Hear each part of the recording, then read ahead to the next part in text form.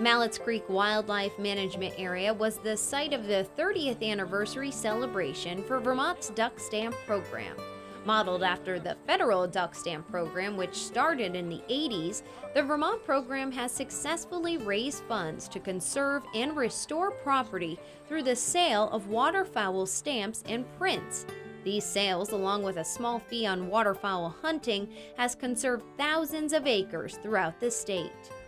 We've been able to leverage $4.5 million to conserve just under 12,000 acres over those last 30 years. And one of our biggest and most special projects that we've done over the last year or so is enhancing an area known as Monson Flats in Colchester.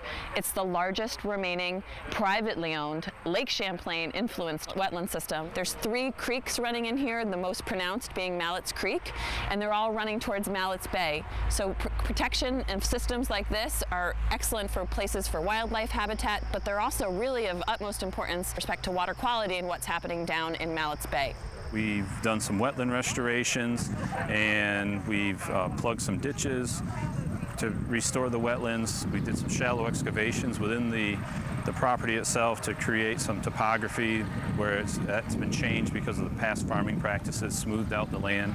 And we also worked within the stream, on the stream edges itself, to remove the spoil that the past agricultural practices, they channeled the riparian area, and we're trying to let the stream reclaim itself and flow out into the wetland area instead of just running straight into Lake Champlain.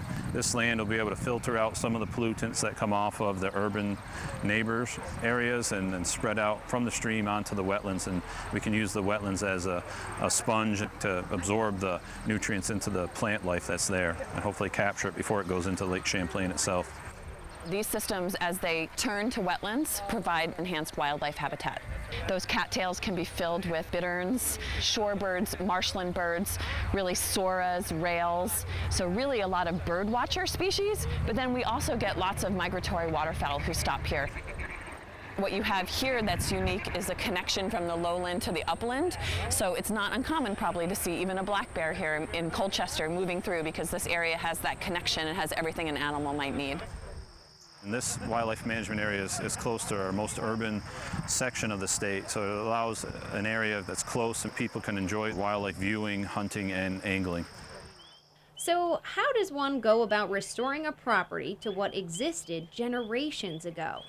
Historic photos, satellite photos of the area, look for ditches, modify the drainage that is occurring on the landscape, store wetlands we can, modify erosion on the banks, put in woody structure for fish, put back in meanders instead of having a straight channel so the water slows itself down and doesn't just run straight through like a storm drain into the lake.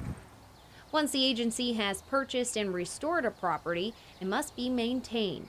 This starts with signage and public access, but also includes monitoring by a biologist, invasive control, and larger scale maintenance. We're doing some exotic control of purple loosestrife, Phragmites when it shows up, and we've also done some plantings of native trees and shrubs on the area. The native species provide the food and the cover they need, where many times the exotic plants will come in and they'll dominate the area and phase out our native species. If we want this area to remain in grasslands, we're either going to have to mow it through a delayed haying operations. In some of our areas we'll do prescribed burns, trying to knock back the woody vegetation in areas that you've laid out to maintain as grasslands.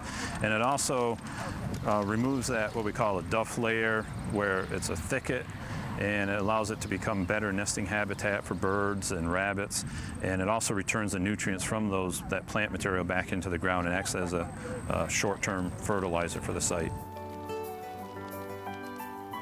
It is very important to have a dedicated pot of money that goes to wetland restoration and acquisition. We have people come to us and they're interested in either selling or donating lands, and we don't have the funds to go through the legal fees and the title searches and the restoration activities unless we have this duck stamp fund. And we can use this duck stamp fund as match to write grants. I think it's been a tremendous partnership to waterfowl hunters, birders, conservationists. The hope has been that by celebrating the duck stamp program and educating the public about the amazing conservation results, hopefully not only waterfowl hunters will purchase stamps. With the different stresses that come in with climate change, we don't know how wildlife's going to react to that, and by maintaining these areas, that'll give them a little bit of a buffer and hopefully be able to move from different areas into new habitats. With continued support of efforts like Vermont Duck Stamps, we can ensure that Vermont's wetlands remain wild and accessible to waterfowl and other wildlife, as well as for us to enjoy.